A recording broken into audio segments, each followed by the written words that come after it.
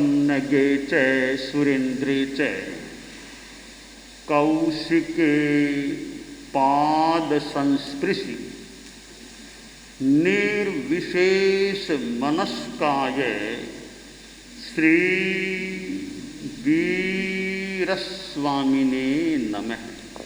थाणम आगम में कहा गया है,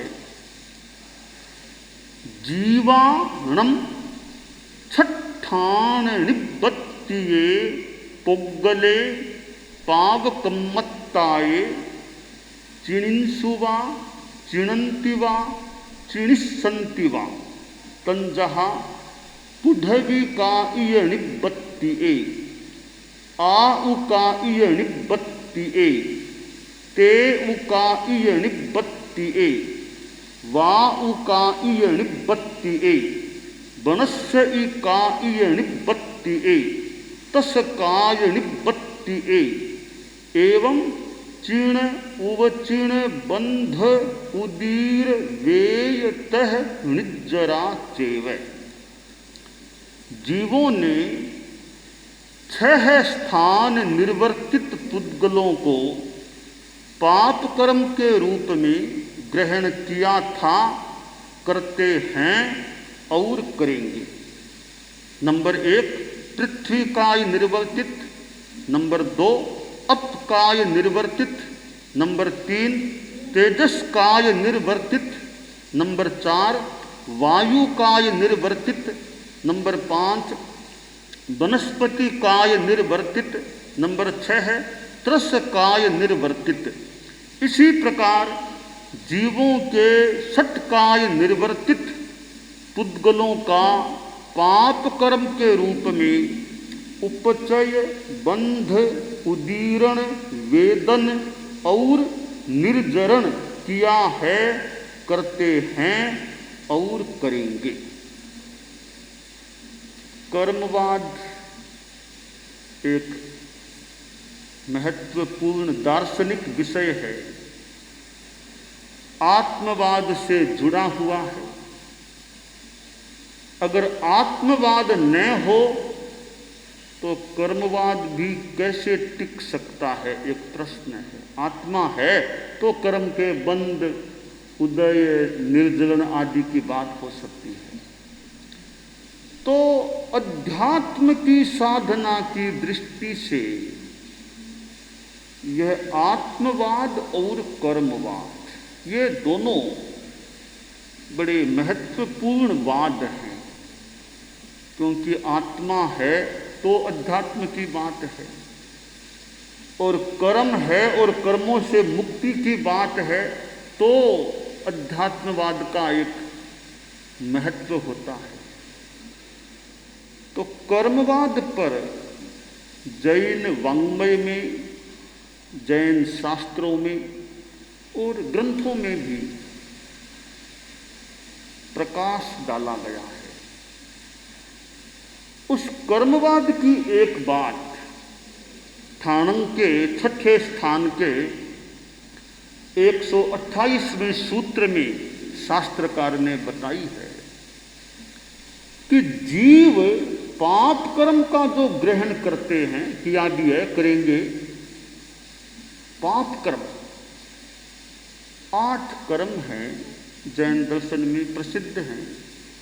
ज्ञानावरणीय, दर्शनावरणीय, वेदनीय, मोहनीय, आयुष्य, नाम, गोत्र, अंतराय, ये 8 कर्म हैं। इन 8 कर्मों में पुण्य कितने कर्म हैं और पाप के रूप में कितने कर्म हैं? ज्यादा तो पाप के कर्म ही हैं। ज्यादा पलड़ा देखें 8 में संख्या के हिसाब से तो पाप का पेड़ा भारी है। क्यों कि 4 कर्म तो एकांत पाप ही होते हैं। ज्ञानावरणीय, दर्शनावरणीय, मोहनीय और अंतराय, ये 4 कर्म तो पाप ही हैं। इनमें कोई पुण्य का कोई अंश ही नहीं है, एकांत पाप है। और ये ही 4 वे कर्म हैं जिनको घाती कर्म कहा जाता है। तो 4 तो पूरे पाप के हो ही गए, पीछे बचे 4। उन चारों में भी वेदनीय आयुष्य नाम गोत्र है, ये पुण्यात्मक भी होते हैं, तो साथ में चारों के चारों पापात्मक भी होते हैं। तो इन चारों में तो दोनों की भागीदारी है, पुण्य की भी है, पाप की भी है। वे चार तो केवल पाप के हिस्से में ही आ गए हैं। तो 8 कर्मों में एक दृष्टि से देखें तो पाप का पलड़ा भारी है, पाप कर्म की हिस्सेदारी ज्यादा है। शास्त्रकार ने यहाँ पाप कर्म की ही बात की है कि जीव पाप कर्म का ग्रहण करते हैं। पाप कर्म का ग्रहण क्यों होता है कि आश्रव है तो पाप कर्म का ग्रहण होता है। नव तत्वों में कर्म को ग्रहण करने का जिम्मेवार कौन है? जीव तो है ही, जीव तत्व तो है ही वैसे, बाकी आश्रव, आश्रव ही पाप कर्म को तो पुण्य कर्म को भी ग्रहण करने का जिम्मेवार है, यानी आश्रव कर्मों का कर्ता है। जीव है, उसके सिवाय आश्रव कर्मों का कर्ता है। न संवर है, न निर्जरा है, न बंध है, न मोक्ष है, न पाप है, न पुण्य है, न अजीव है। अजीव, पुण्य, पाप, संवर, निर्जरा, बंध, मोक्ष, ये सातों तत्व कर्मों के कर्ता नहीं होते, ये कर्मों को ग्रहण करने वाले नहीं होते हैं। कर्मों को ग्रहण करने वाला मूलतः आश्रव होता है। चूंकि वह जीव है तो जीव भी हो गया, आश्रव कर्मों का कर्ता है। कर्माकर्षण हेतु रात्म परिणाम है आश्रव है।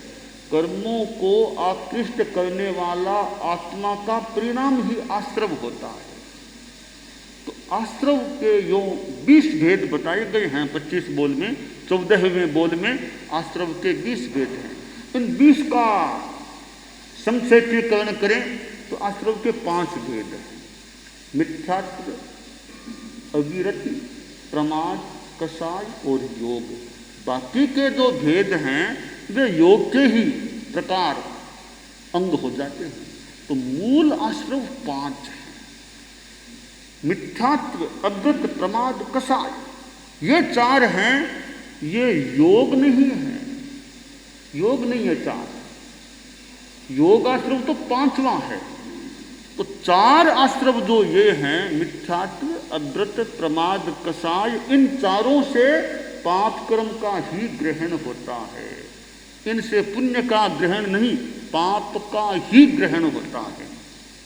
अब जो योग आश्रव है उसके 2 भेद: शुभ योग, अशुभ योग।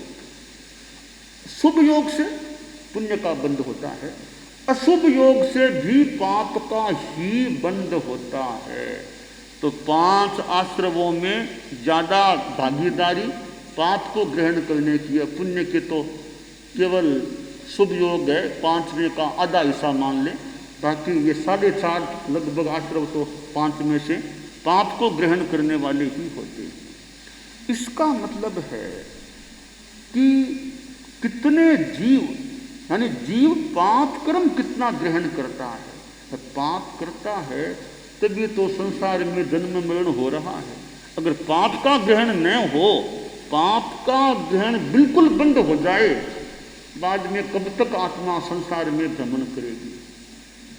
तो यह आश्रव नामक तत्व है, वो हमारी आत्मा को मलिन बनाने वाला है। गीत में भी सुंदर आंकड़ी है: मारो हीरा जड़ियो आंगणियो कुण मेलो कर गयो रे। मारो हीरा जड़ियो आंगणियो कुण मेलो मारो रत्ना जड़ियो आंगणियो कुण मेलो कर गयो रे। करग्यो रे कचरे शू भरग्यो रे मारो हीरा जड़ियो आंगड़ियो कुण में लो करग्यो। हमारा हीरों से जटित, रत्नों से जटित आंगन, कौन सा आंगन? चेतना का आंगन, आत्मा का आंगन, वो हीरों से जड़ा हुआ कैसे हुआ, रत्नों से जड़ा हुआ कैसे हुआ? कि हमारी चेतना में केवल ज्ञान जैसा हीरा है, हमारी चेतना में केवल दर्शन जैसा हीरा है, हमारी चेतना में अनंत आनंद रूपी मानो रत्न है, हमारी चेतना में अनंत शक्ति रूपी मानो रत्न है। तो कितना हीरो रत्नों से यह जड़ा हुआ हमारा आत्मा का आंगन है। इस आंगन को मेला करने वाला कौन है?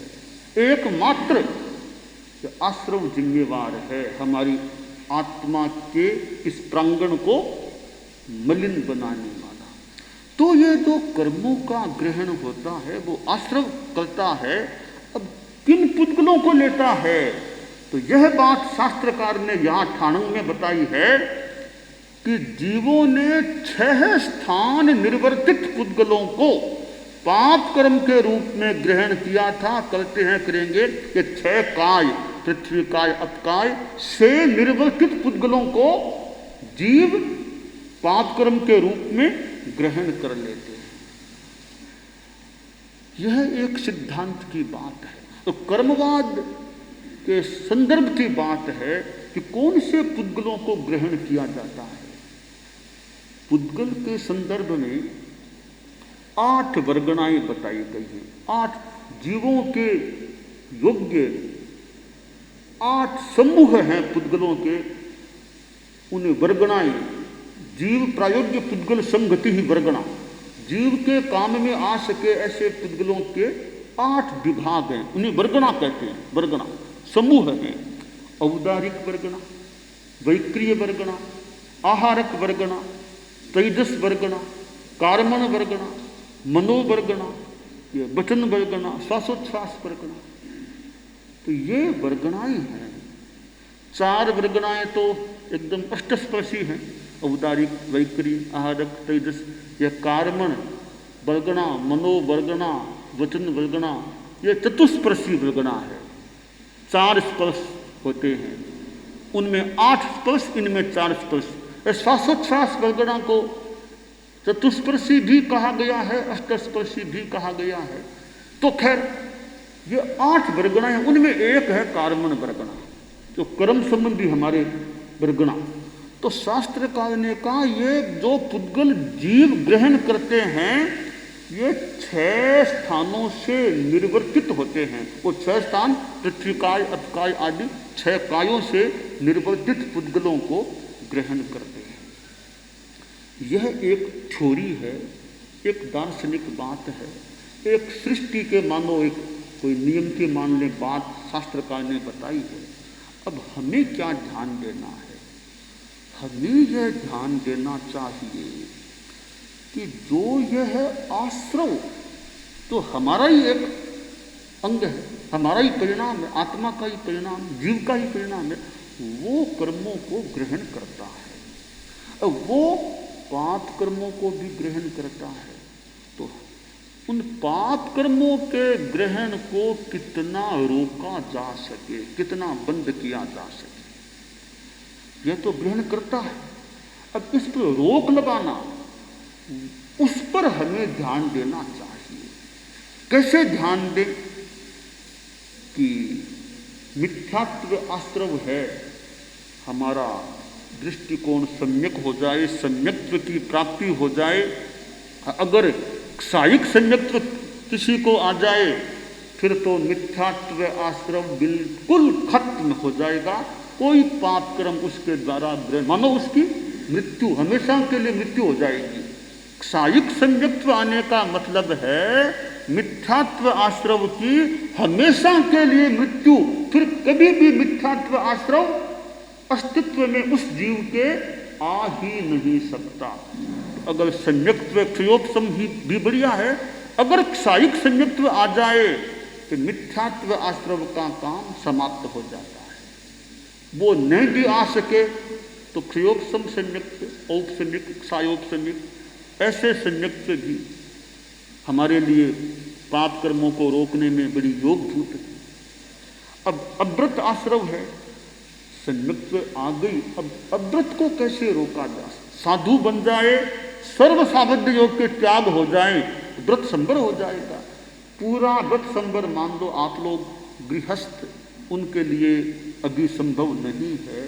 तो यह ध्यान दें अव्रत को कितना रोका जा सके, कितना हिंसा, झूठ आदि आदि का त्याग किया जा सके, 12 व्रतों को लिया जा सके, तो अव्रत का पूर्णतया निरोध न हो सके तो अल्पीकरण, उसकी मात्रा कम हो जाए। कभी वह दिन भी आए, भावना भाएं कि सारे अव्रत का त्याग कर दें, पूर्ण विरति संवर, सर्व सावध्य योग विरति संवर कभी प्राप्त हो, यह भावना भाएं। कभी साधुपन आए, इस जन्म में आए, आगे कभी साधु बने, मोक्ष की दिशा में आगे बढ़े, और आने को इस जीवन में भी कभी आ सकता है। भावना है और योग बन जाए तो किसी को वृद्धावस्था में भी सर्व सावध्य योग का त्याग करने का अवसर प्राप्त हो तो हो सकता है। तो अव्रत आश्रम को कम करना। फिर आगे की बात है प्रमाद आश्रम को रोकना, कषाय, तो बहुत आगे की बातें हो गई। कषाय आश्रम तो 10वें गुणस्थान के बाद 11वें में भी उपशांत है, मोह क्षीण नहीं है, 12वें में बिल्कुल कषाय का मोह का लवलेश नहीं रहता। तो खैर ये आश्रव तो आगे की बात है। अशुभ योग आश्रव को रोकने पर ध्यान दिया जा सकता है कि मेरे से मन वचन काय के द्वारा अशुभ प्रवृत्ति को मैं जितना कम कर सकूं, अशुभ योग मेरे में न आए। हिंसा के रूप में, झूठ के रूप में, चोरी के रूप में, आदि आदि के रूप में, गुस्से के रूप में। गुस्सा भी योग रूप में आ सकता है ना। मन में गुस्सा आ गया, अशुभ मन योग हो गया। वाणी में आ गया, अशुभ वाग योग। शरीर में लाल पीला हो गया, रियो हाथ उठा लिया तो अशुभ काय योग हो गया। तो गुस्सा आदि कषाय आश्रव अलग है। यह जब योग में आ जाता है गुस्सा, अहंकार आदि, तो योग अशुभ बन जाता है। उजड़ा ने मेला कया जोग, मोह कर्म संजोग विजोग। सुंदर वाणी है। उजड़ा ने मेला कया जोग, मोह कर्म संजोग विजोग। योग उज्जवल कब बनते हैं? जब मोह कर्म का वियोग दूर है, मोह अलग है, तो योग शुभ है। और मोह कर्म का संयोग हो गया, योग में मोह जुड़ गया, तो हमारे योग मेले यानी अशुभ बन जाते हैं। तो राग द्वेष के भावों से जितना बचें, हिंसा झूठ आदि से, गृहस्थ भी प्रयास करके अशुभ योगों का अल्पीकरण तो कर ही सकता है कि अशुभ योग मेरे कम हो, मन में, वाणी में, काय में अशुभता न रहे। जितना बचाव हो सके, क्या होगा? यह आश्रव कमजोर पड़ जाएगा। अध्यात्म की साधना का एक महत्वपूर्ण उपक्रम है आश्रव को कमजोर करना। आश्रव को कमजोर करना, संबर और निर्जरा को पुष्ट करना। बस एक को कमजोर करो, आश्रव को कमजोर करो, संबर को मजबूत करो, साथ में निर्जरा भी करो, तपस्या करो, तो हमारा यह हीरों से जड़ा हुआ, रत्नों से जड़ा हुआ जो चेतना का प्रांगण है, उसकी सफाई हो सकेगी वापिस। यानी हालांकि यह तो हमेशा से ही गंदा ही है, हमारी चेतना का प्रांगण तो अनंत काल से तो मेला है। अब उस मेलेपन को दूर करने का प्रयास करें तो मूल उसका जो स्वरूप है, शुद्ध स्वरूप, उसको प्राप्त करने के लिए आश्रव को कमजोर करना, संबर निर्जरा को पुष्ट करना, यह काम होगा तो वो चेतना निर्मल हो सकती है। तो ठाणंग में ये बातें बताई गई हैं 6ठे स्थान में कि जीव जो पाप कर्म के रूप में पुद्गलों को ग्रहण करते हैं, तो 6 काय से निर्वर्तित हैं, पृथ्वी काय, अतकाय आदि से निर्वर्तित पुद्गलों को जीव पाप कर्म के रूप में ग्रहण करते हैं, चय करते हैं, उपचय करते हैं, उदीर्णा करते हैं, बंद करते हैं, वेदन करते हैं और निद्रण भी करते हैं।